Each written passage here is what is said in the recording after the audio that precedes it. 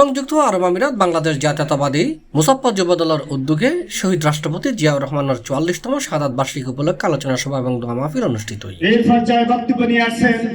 মে ৩০ তারিখ রাতে মুসাফফা হাসানের স্থানীয় এক রেস্টুরেন্টের হল রুমত আলোচনা সভা এবং দোয়া মাহফিল মুসাফফা যুবদলের আহ্বায়ক মোহাম্মদ শাহজাহান মিয়ার সভাপতিত্ব ও সদস্য সচিব হাবিবুর রহমানের সঞ্চালনায় অনুষ্ঠিত হয়। এটা প্রধান অতিথি হিসেবে উপস্থিত আছেন সংযুক্ত আরব আমিরাত কেন্দ্রীয় বিএনপির আহ্বায়ক কমিটির সিনিয়র সদস্য মুসা আল মাহমুদ চৌধুরী এবং প্রধান বক্তা আছেন সংযুক্ত আরব আমিরাত কেন্দ্রীয় যুবদলের সভাপতি জানে আলম।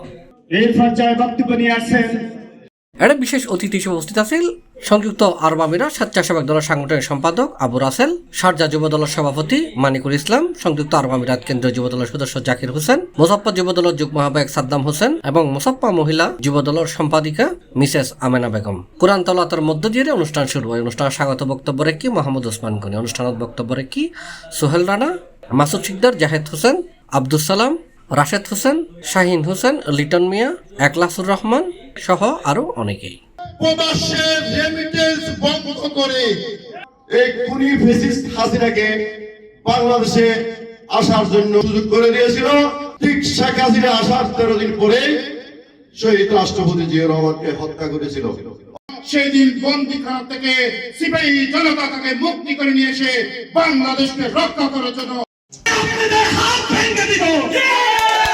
৩১ দফা যে আমাদের আন্দোলন, ৩১ দফাকে বাস্তবায়ন করার জন্য বাংলাদেশ জাতীয়তাবাদী যুবদল আমরা সব যদি এক থাকি ইনশাআল্লাহ ইনসার মতো সরকার বাংলাদেশে টিকতে পারবে না।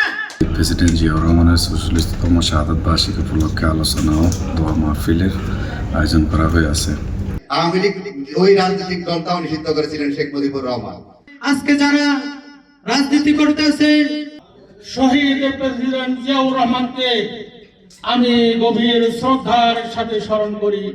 আসলে আমরা ওনাকে হারাই নাই, আমাদের একটা বাংলাদেশের বিশ্ব নেতা আমরা হারাইছি।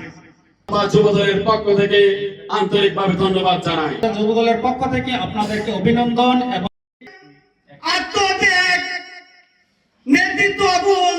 আলোচনা সভাত বক্তব্য হয়ে আগামী ডিসেম্বরের মধ্যে জাতীয় নির্বাচন দিয়ং ফরিব। ফলে শহীদ প্রেসিডেন্ট জিয়াউর রহমানের রোহে মাগফিরাত কামনা এবং বেগম খালেদা জিয়ার সুস্থতা কামনায় দোয়া এবং মোনাজাত করা হয়। আল্লাহ তাআলা পরিবারের মাঝে আল্লাহ আপনার খাস রহমত বর্ষিত ফরমাও। C plus TV, Chittagong. আমাদের দেশের